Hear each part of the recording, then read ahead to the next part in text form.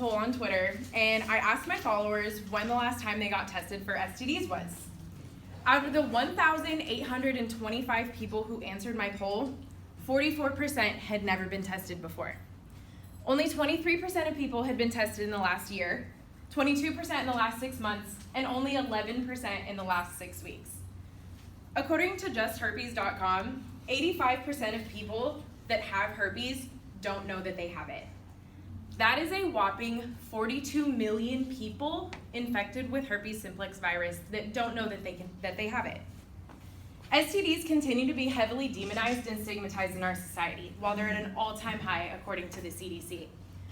Americans are really bad at talking about sex, and I know that this topic might make you uncomfortable, but we're even worse at talking about STDs. We love to think that it won't happen to us, we'll never have to deal with that, we're in a long-term relationship, we only have sex with people that we're really comfortable and have meaningful connections with. But the fact of the matter is that with 20 million new cases in the US each year, this is something that we need to talk about. So long as sex is a prevalent part of our culture, which I'm sure it will be, considering we need sex to reproduce, this is something that needs to be addressed. It might make you cringe, it might make you uncomfortable, you might not want to hear all of this information today, but the fact of the matter is that, as according to HIVplusmag.com, if 1 in 4 people has an incurable STD, that means that at least 10 of us in this room have either already been infected or will at some point in our lives. This is you guys, this is me, this is our parents, this is our friends, this is our kids. This is an issue that all of us have. So before you judge someone for having an STD, remember that they did it by doing something that it's likely that you either have done or will do in your life. So, today I'm going to teach you guys about the importance of taking charge of your sexual health and getting tested. First, I'm going to tell you about what STDs are and how they're spread. Second, I'm going to talk to you about preventing STDs. And third, I'm going to teach you how to get tested effectively. So, what's an STD? According to medlineplus.org, STDs are infections that are passed during sexual acts, whether it's vaginal sex, oral sex, anal sex. There's over 20 different kinds of STDs, so while I don't have time to explain them all to you right now, I'm going to go over some and how they're contracted and all that.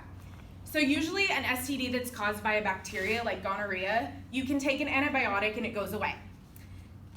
A lot of times when an STD is caused by a virus, it's treatable, but it's not curable. So herpes, for example, you can take a medication to reduce your chances of having an outbreak, but you'll always have the virus present in your system. Contrary to popular belief, herpes is spread through skin-to-skin contact and not by bodily fluids. However, some STDs like gonorrhea are spread through bodily fluids like semen, pre-cum, vaginal fluid, etc. Hepatitis B can be spread through sex, or it can be spread through personal items like hypodermic needles, razors, toothbrushes. Some STDs can also be passed from mother to child during childbirth, but this isn't always an issue. According to WebMD, some STDs can lead to bigger problems like cancers. HPV causes tons of different strains of cancers. There's thousands of different strains of HPV. Now, some STDs are asymptomatic, which means that you can have it without ever showing any noticeable symptoms. This doesn't mean that the virus or bacteria can't spread. You can still pass an STD along to someone even if you have no symptoms and think you're totally good. So, now let's move on to how to prevent them. Obviously, the only way to prevent STDs is not to have sex. But what fun is that, right? So, according to WebMD, latex condoms are your second best bet other than abstinence. But they aren't 100%. You can very much still pass along an STD even if you use latex condoms during every sexual act. Drinking and drugs often leads to unsafe sex, so if you have an issue, get help.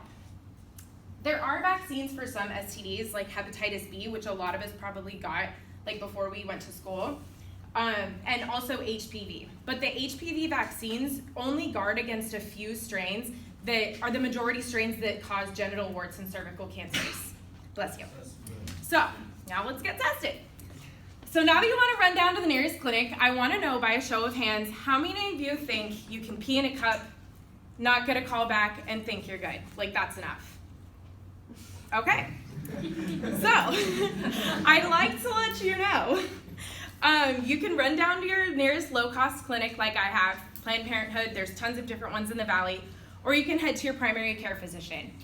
Ladies, if you go to a gynecologist, it's likely that your gynecologist will refer you to your primary care physician to get labs and blood work done. So I've been to low-cost clinics, and I asked them to get an STD test, and they said, okay, yeah, P and the Cup will test you for STDs. So I inquired further, and I said, well, what STDs am I being tested for? You're only being tested for chlamydia, gonorrhea, and trichomoniasis.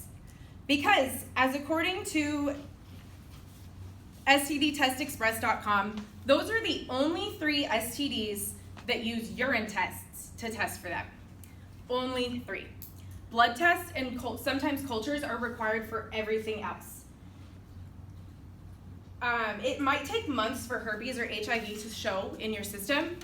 So it's possible that you've contracted the virus, you think you have a herpes outbreak, for example, you go to the doctor, they'll do a culture of the area, and they'll do a blood test.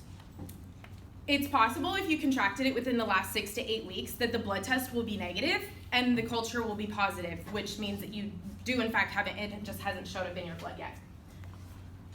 So it's really important to get tested. Like I said, you can go to a low-cost clinic, you can go to your doctor. Make sure that you're taking charge of your sexual health and you're asking your doctor what you're being tested for and making sure that you're really putting yourself and your sexual health first. The statistics really don't lie when it comes to STDs. It's something that can affect all of us, and I'm sure it's affected people in this room.